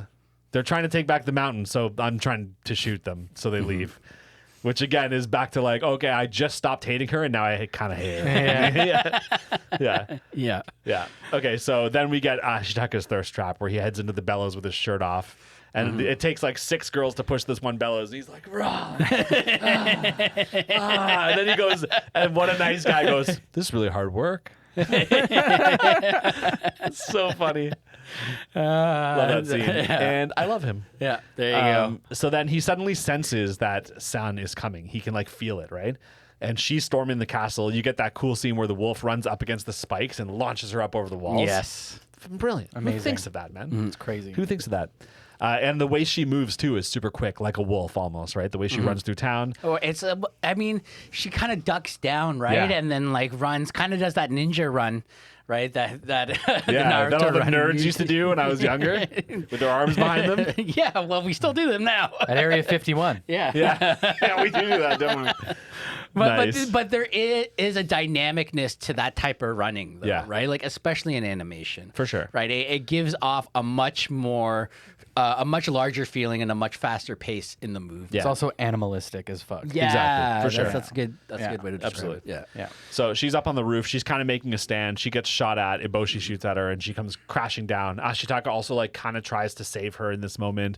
She ends up on the ground. She's fighting Ashitaka with knives, which is dope because she's like super quick. Yeah, exactly. Not quite like that. Okay. But more like no. Anyways, okay, so she then has to face off with Eboshi. She ends up in the middle, and the townspeople all surround them, and they're like, yeah. And this is where you get a little, yeah, a little bit of that. Suddenly, Ashitaka, who's outside of the circle of viewers, his curse starts like powering up. Like it's like growing all around him, and he just casually waltzes into the fight, takes them both out with gut shots. He's like, ugh. Oh. Yeah, they're both passed out. He carries San out of there, and as he's walking out, he gets shot right through the chest, right through him. And everyone, he literally just walks out of the castle. Everyone else's mouths open, and Eboshi's passed out because he punched her in the gut, and no one does anything about it. He just walks out of there. I think this is also another reason why you like Ashitaka so much, because it's the classic. You have, two sides that are in conflict with one another, and then you have the one person who's trying to be like, no, the conflict and warring is bad, and we should be, there's better ways of doing it, right? He's like, no one's dying here today. Yeah. Honestly, when we were younger and we were like at bars and some asshole mouthed up to my friends and then they were like facing off fighting, I was the guy who would stand in between two guys and be like, no one's fighting here right now, okay? We're going to leave. You're going to go your way. This fight's not happening. I'm Ashitaka. Yeah, you definitely are. I have seen that happen. Right? we have been in many of those situations. I've been San. You have been, 100% with your shirt off. And I've been, this is not happening right now. Oh my And god. what happens? Usually the fight, if I'm there, the fight's probably not happening. Yeah. If I'm not there, I don't know. Yeah. Yeah, I definitely had my shirt off that one time. Yeah. Okay, so he just walks out of there, and then at one point he passes out, and then she wakes up, and immediately the wolf just bites his head and says, "Can I eat it?" And she's like, "No, stop." And then when he wakes up, this is another moment that kind of sucks. He wakes up and goes, "You're beautiful." And I was like, I know. Yeah, but I mean, it's acceptable. I believe him saying it. Yeah. What I don't like is that it has such an impact on her. yeah. Yeah. That I thought was kind of lame. Why wasn't the impact, I just carried you out of your death? Carried you away from your certain death. I don't know. I kind of believe that it would have a lot of impact, especially at a young age when she has zero contact with other humans. She believes she's a wolf essentially, but she's seeing somebody of the opposite sex that she's probably attracted to too. And she's Maybe not. right, and maybe not. But We like, don't have any reason at this point to believe that she's reciprocating his attraction. She might fuck a wolf true. instead. Well, yeah, I'm sure she would, but like Maybe what I'm did. saying, this is how wolf children started. I understand what you mean. Like, it would be impactful for Yeah. her Yeah. to Right? have that interaction. Yeah. But my mentality is it might be impactful, or she might just not give a single fuck Yeah. what this nerd has Yeah. to say about how she looks. And up Yeah. until that point, her character led me to believe that she doesn't give a fuck what this guy thinks Yeah. is Yeah. beautiful or not. Saving as long him- as the thing he thinks is beautiful is the forest, Yeah. and he vows to protect it, not her. Yeah. I'm just saying, it just felt like a little bit of a out of character moment. Yeah. And maybe that's endearing for some people. They're like, oh, wow, they're breaking out of their savagery for 2 seconds. It and struck doing me as something odd sweet. too, for the record. It But just for struck me, me as I odd. was like- she's connecting to her humanity. That's what I mean. You can take Yeah. it one of two ways. Yeah. Yeah. For me, I don't like the humanity way. Yeah, that's true. Me either. The reason why I agree, and you as well too, is probably because they don't really give you any other points in this movie where you need to think she's reconnecting with her humanity. That's She's a not wolf, really man. that's not really Yeah. her thing. You know what I Yeah. mean? No, it's So not. why here and why because he thinks she's pretty? Yeah. Why is that what Yeah. makes her human for a second? Because everybody knows that you're only worthy if men think you're beautiful. Ugly people aren't humans, is what we're trying to say, right? If you want a woman to trust you, tell her she's beautiful, even if it's a lie. We don't actually believe that, guys, just in case. But maybe in 1997, Miyazaki did.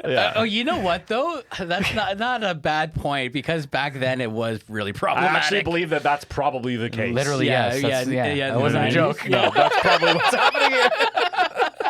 Literally, Yeah, he was an old man in 1997. Yeah. With old man He's like, viewpoints. young Yeah. boys need to fall in love with young girls. Yeah, very. What would and make this very young girl come to life? traditional views? No, Yeah. for If sure. a man said she was Yeah. beautiful, And it's an eye-rolling moment even now, however many times after I've watched this, I still sure. am just like, pff, I agree. Maybe the only Next. moment that I rolled my eyes. she at. doesn't need Yes. this. All right. I There- Anyways, there's definitely 90s culture and feelings back behind some of this. But yeah. All right. Anyway. So she takes him back to the pools because now he's all fucking injured. We get Kodama again, and every time I see them, I'm like, "Fuck yeah!" Yeah. I I don't know what it is about Kodamas that I just love them so they're much. they're peak just- whimsy in a peak whimsical movie. Yeah, but it's not like just that. It's so weird because there's such a simplistic Yeah. like design, but just so effective. One of them has a weird butt. Yeah, or when they're like sitting, Yeah. and sitting down and like Yeah. crouching sometimes, like they Okay, guys, Yeah. let's just move cute. on. Okay. All right. fucking Kodamas, man. I Okay. love So them. she's Sorry, you guys were just getting way too deep on that. Hey, there's a lot to talk about here. They're just like sitting, Yeah. One of them has a butt. and the way they sit with their butts. Let's keep it moving. Okay, let's move. So she sets him up with what we assume is an offering for the deer spirit. It's a plant. We start to notice there's bones everywhere, and I'm thinking, is this the wolf prey because we think they live there? That's been established, or is it the deer god? I don't know. There's bones everywhere. It's fucking strange. Then we see the fucking Nightwalker, another fucking iconic piece of whimsical art from this movie. The design of that thing is brilliant. It's so stark different than anything we had seen in the movie to that point. Or any movie, I would say. It feels like it's from a different movie or a different world altogether. Like oddly to say, like Alien for this movie. Yeah, you know what I mean? 100%. Yeah. Right, and like the closest thing that we have seen to that was the big spider monster at the beginning. Which I right? think if we didn't have that, would have made this slightly weird. But the fact that we had that makes this goddamn perfect. Yeah. You know what I mean? But I feel like also like because it's the night, right? It has to be that big.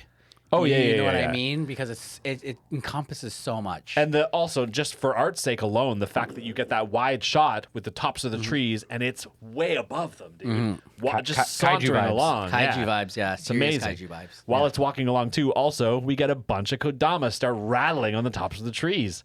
They're the sickest shit. Oh my god, dude! Hold on, let's talk about. They're amazing, man. I love them. Anyways, it approaches and it turns back into its deer form, which happens again every day when the sun comes up. Yes. And it approaches Ashitaka and heals him, although the healing moment happens almost as if in a dream because the background and all the forest disappears and he's just in blackness. So I don't know what the symbolism of that is, but regardless, it's goddamn beautiful. Meanwhile, while all this is going on, we find out Jiko and a bunch of hunters are dressed in bearskins, and we find out that they've been hired by the emperor to take the deer god's head. Because not only does Iboshi want to eliminate the forest spirits and all the animals, but the emperor's like, yeah, get these things the fuck out of here. He also believes that it'll grant him immortality. Yes, that's the big one. Exactly. And so he's paying. I think that's part of the reason why Iboshi's after the head too, right? Because she wants the money from him too, Yes, right? absolutely. And maybe like for them to stop attacking I was her going to town. say the protection more than anything. Yeah. Well, yeah, it's the showing of the greed in humans, right? Yeah, because Asano and his men are just causing way too much grief for Irontown. Which gets crazier later, but we'll get to there. So a different boar god finds its way into the forest, and it's pissed the fuck off that the deer god saved Ashitaka, who's a human, and not the other boar god who died earlier. He's like, why does this thing choose a human and not my brother, basically, right? And there's this whole argument, and we find out that basically all the animals, the boars, the wolves, the apes, and the humans are all kind of against each other, you know what I mean? And like, no one's getting along right now. Everything's fucking crazy. We also find out that Moro, the wolf god, also has the poison because she got shot earlier. She's dying too, which is like kind of sad. Super sad. The boars decide to head out into an attack, but we know they're heading directly into a trap. But the way they fucking gather their troops and with the war paint is fucking craziness, man. San decides to go off to help them. Moro tells her, she has this moment with her where she's like, hey, you know, there's a life for you with Ashitaka. You don't have to go this direction, which is kind of a crazy moment for her because she's got San already. You know what I mean? She doesn't need to tell her that, but she understands that, like, okay, this is a human girl and like she could choose to go the other way. She doesn't. No. Obviously. But respect to Moro for giving her that moment where she can choose. You know what I mean? Well, it's the autonomy, right? Like respecting her autonomy and what she believes in and who she really is, because she knows she's not actually a wolf. Yeah. She calls her daughter, and like they have that relationship, but also she's like, in the end, like, I'm dying. Everything's fucked up. If you want to go with this dude, like, it'll probably go well for you. And she's like, nah. Nah. Okay. Meanwhile, while this is happening, Ashitaka heads back to Irontown. He has this wicked fucking scene, dude, where he's on Yakul. They leap over the goddamn samurai right into the water and start swimming, which maybe one of my favorite moments in the whole movie. I don't know why. It's just memorable. We find out the ladies and the lepers are defending the city from the samurai, and Eboshi and the men are out there after the deer god and the forest tribes and whatnot. And everything's going crazy. So we get this crazy boars versus the hunter army. The boar god, like the big old gray guy, is dying. He's old as hell. The hunters are all in the boar skins of the army that has been massacred off screen. We see a couple of explosion shots. They're all dead. It didn't go well. Yeah, it didn't go well. Yeah, Basically. and then you see them scurrying around like with the skin on. It's fucking creepy. And he thinks it's his army because he's losing it. He's like, my army, we're gonna go get them. And San's like, no. Stop. Yeah. Meanwhile, he's also got the curse, and the fucking weird gelatinous worms are coming out of him. San gets stuck in them and knocked out in there. A bunch of crazy shit's all happening at the same time. Ashitaka tells Eboshi about the attack on Irontown, and she just chooses not to go back. She's like, no, the ladies and the lepers will be fine. They Bizarre. For a person who's all about humanity and protection of her town, She's like, nah, they'll be all right. See, this is where I kind of disagree with you, because if for a woman like that, who has trained all of her, that town and has protected the town, but it's not just protection, right? It's about teaching them how to be independent, how to survive, right? Yeah. You got to put trust in them so that you can take care of other things so that they can protect the town, right? It's because they can't always rely on her, because she may not always be there. I mean, you're right. She won't always, right? Sometimes she's got to go talk to the fucking emperor or some shit. Who knows, right? Yeah, you're right. Yeah. Can I just say, one of my favorite fucking parts of this movie is when the fucking wolf head. Yeah. Just rips her arm off, dude, out of nowhere. Dude is fucking amazing. Amazing, dude. I was We like, were yes. about to get to that. We're close. Yeah, Man, sat through 82 minutes of this episode. Couldn't wait 2 more minutes. But that's all right. classic Mikey. I'll get us I there. agree. It's a great scene. So the wolves start taking out the hunters and the boar skins. They come and attack. Moro comes face to face with the boar god. She gets San out of his fucking cursed worms and shit like that. Meanwhile, while all this is happening, the deer god just saunters up to the action, just literally stepping across the pond. Ashitaka's in the water. While it's walking, Eboshi shoots it through the neck. It does almost nothing to it. It sinks into the water just a little bit, right next to Ashitaka, and then steps back up on top of it. And we're all like, whoa. Because also the sound cuts out for a second, which is fucking brilliant. When the use of silence in any movie, when it's done right and in certain scenes, it's just so impactful. I always feel like it's a vacuum. Big time. Right? Like it just sucks. You like you're almost your soul. It's my breath, dude. When it happens, I go, Yeah. And I'm silent too. Yeah. Until the sound comes back. It's so good. Yeah. Okay. So the deer god comes in and kind of mercy kills both the boar and what you think is Moro. They're both dead. Yeah. Then it slowly starts turning into the Nightwalker. While it's transforming, Eboshi fires again, snakes the head clean off. Yes. Swink. Oh, right in the God. neck with one shot. Yeah.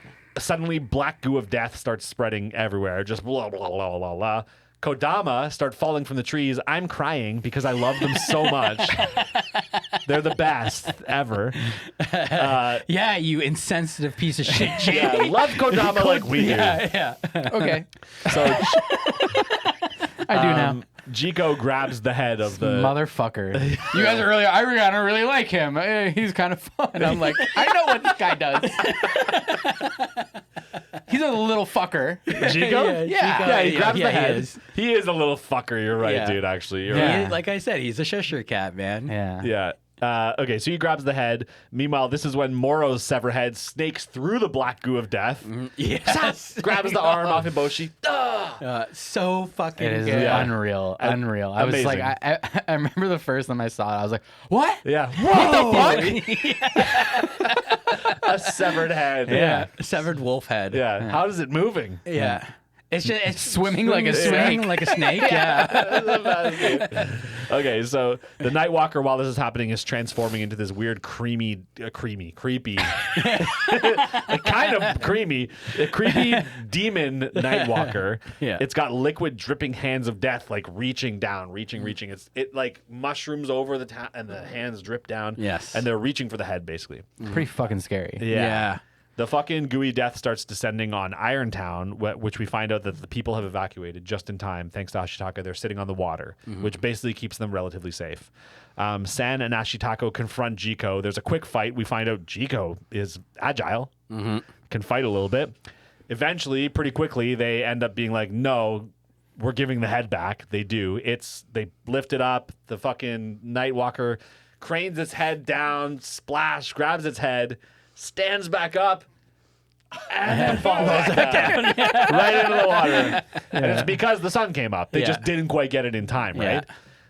Which is like death for the Nightwalker. If it doesn't transform back, I guess that's it, right? In theory. That's the implied. That's the implied, right? idea, So right? there's like a wind that destroys Irontown, but also somehow saves it because it puts out all the fires that the samurais had set in the town. Gives them a clean slate. Exactly. Which And lines up then- with Eboshi's plans. Exactly. And then the green starts growing back on the mountain. And the curse is cured from Ashitaka and San, who also ended up with the curse there at the end. So kind of we're like at the end here, right? And they have this moment where everything's clearing up, and San and Ashitaka are talking, and San's like, I can never forgive the human race for what they did. I'm not a human. I'm going back to the woods. And he's like, okay, cool, no worries. He's like, don't worry about it. All right, chill. I'm gonna go to Irontown and help them rebuild because I am human. But we'll visit each other. Yeah. And they go off their separate ways. Yeah. Jiko literally is just like, I give up, and walks off somewhere. That's his ending. He's a fucker. Yeah. And the very last thing you see is a Kodama just appears and rattles once, and everything is right in the world. Yeah, buddy. Yes. And I'm a happy boy. And that's the motherfucking end. Because it's such a beautiful end. So and good. And it's so nice because you kind of get the balance back in a certain way, right? Yeah. Right? Because if San is in the forest and Ashitaka is in Irontown, he knows how to respect everyone if he's going to start taking, helping, and right, and influencing them. Because in a way, I think we had San and Hiboshi as counterpart characters, but because of character growth, we end up with San and Ashitaka as counterpart characters in the end, because San realizes there's like, I can't say fuck all humans. Yeah. You know what I mean? There's got to be harmony. And Ashitaka's like, I've been arguing for human and woods harmony this whole time. Yeah. And Hiboshi, like, nobody cares about Hiboshi anymore. Yeah. You know what I mean? Well, Eboshi completed her character arc by vowing to make Irontown better. Exactly. Yeah. And to just not make the same mistakes that they fell into in the past, which evolves her as a character out of what she was this entire movie. Yeah. Which was simply the counterpart to San. Exactly. You know what I mean? She's evolved beyond that now. She's not just the opposite of San. Now she's fallen into what she thought she was before, a true and altruistic She's ruler. idealized her character. Exactly. Absolutely. Yeah. There's a really fun idea that I like to play with once in a while. Yeah. When I think of Ghibli movies, specifically this one, where Eboshi is actually the girl who gets swept away in Spirited Away. The girl who gets swept away. No. So you know how in Spirited Away, like the main girl, I can't remember her name. Right Sen. now. Sen. So Not San. Sen. Well, they call her Chen, but it's Chihiro. Chihiro. Yeah. Right, but her like older sister mentor. Oh, yeah. You think that's Hiboshi? Yeah. Maybe. Because they kind of have that same demeanor. Yeah, right? but you'd have like cross-dimensional time. Yeah. Stuff going on. But that place, the time in that realm is very different. You're right. It is. I don't know. That's the thing. Yeah, I don't know. Because she could have been there for like thousands The of spirit years. world or whatever. Yeah. We will get into a Spirited Away crossover that we talked about in our Spirited Away episode on our next episode. Oh yes, that's right. When we do Grave of the Fireflies next week. Is there a crossover in that? Well, there might be. Oh, cool. We talked about Yeah, it. we talk. I vaguely remember us talking. We're about gonna it, save but it. yeah. I don't Anyways, remember. It's in the forefront of my brain. yeah. So what he's cool. saying is Jordy's going to bring it up. Cool. Yeah. You can be senpai while I cry my fucking eyes out that whole episode. I will also be crying with you. Anyway, Yeah. Jordy, what do you give this, bud? Guys, this is 10 out of 10. You're giving it a 10? Yeah, dude. You're giving are you giving things a 10? We don't Yeah, give dude. 10s. I do. This movie, dude.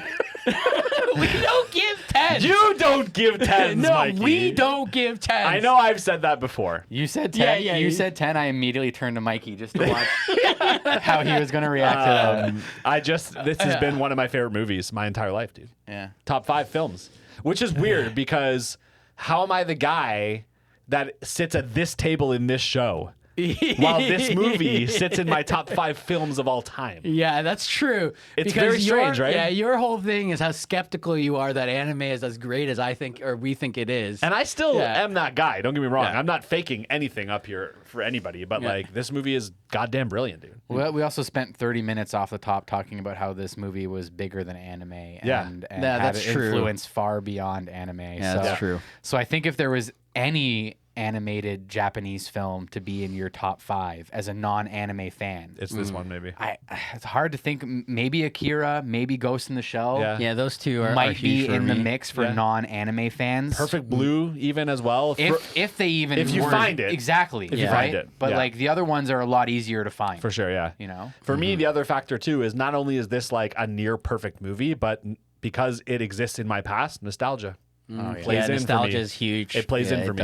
It does play a big Yeah. part. Yeah. So 10 out of 10, motherfuckers. Wow. The first and Yeah. probably only time that's ever going to happen. Yeah, you guys Hey, man. heard it here first. You can confidently say this is by far your favorite anime film. Period. Anime title, film, TV show, whatever. Period. Yeah. Hands Yeah. down. Yeah. Without Wow. a doubt. Crazy. Awesome. Yeah. I'm glad you can say It's that. going to Yeah. be so interesting, like when, like the further on we go with this, to see if there's anything that even comes close to that. Yeah. Like even if you give it like a 9.9, if there's something. What we'd have to do is like do a Perfect Dark episode in like 5 years. Then it might get a 10 out of 10. Because Perfect Blue? Perfect Blue. Yeah, Perfect Blue. Perfect Dark is 10 out of 10 video Yeah, game. yeah, that is, No, it's not. no, it's not. I love it. It's a great game. It's GoldenEye not. was 10 out of 10. Perfect Dark was like a fucking 5 out of 10. Maybe. We're going to argue about this off mic. That's fine. That's fine. All right, what about you, Jay? This is a 9.5. I believe that's what I gave Spirited Away as well.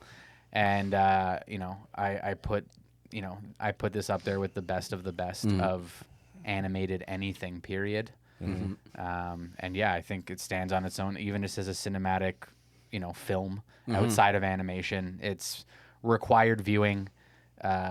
Truly, if I've ever said required viewing on this fucking podcast, I mean it the most right now. Like, you have to fucking watch this. This and Akira.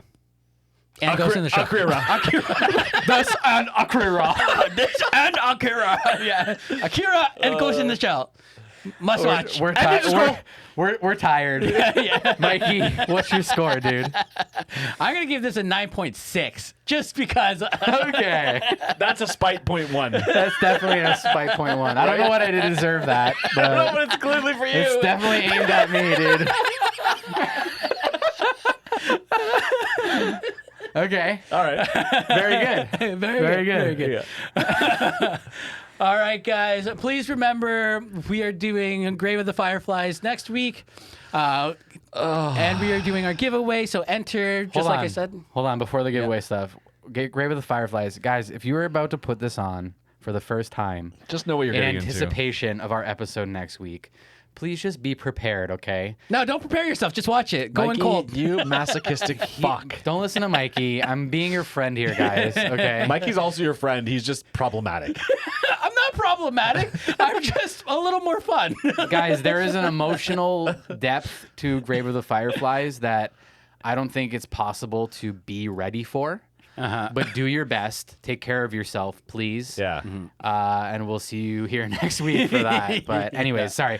Giveaway. Yeah. We're doing a fucking giveaway. Yes. Happiness. Happiness. Yeah. And like I I'm said, sad. you got to go to each one of our socials. So YouTube, Instagram, or TikTok. You'll see it there. We'll have it posted up. Yeah. And then, where can people find you, Jordy? At Reaching In on Instagram. Sweet. And you, Jay? At hanger.91 on Instagram and hanger91.bigcartel.com. Sweet. And you can also go donate to Never Not Kittens. They're a kitten rescue. And Meow Meow Nickel. The cutest of Yeah. all. Anything helps. Lisa is the kitten god from Yes. the woods of Princess Mononoke. Truly. And the Neko God. Neko Yeah. Kami-sama.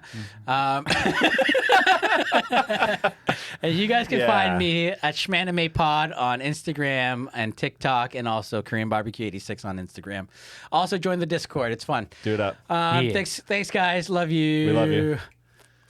See ya. Kodama, kodama. I love you all. Bye-bye. I don't like those.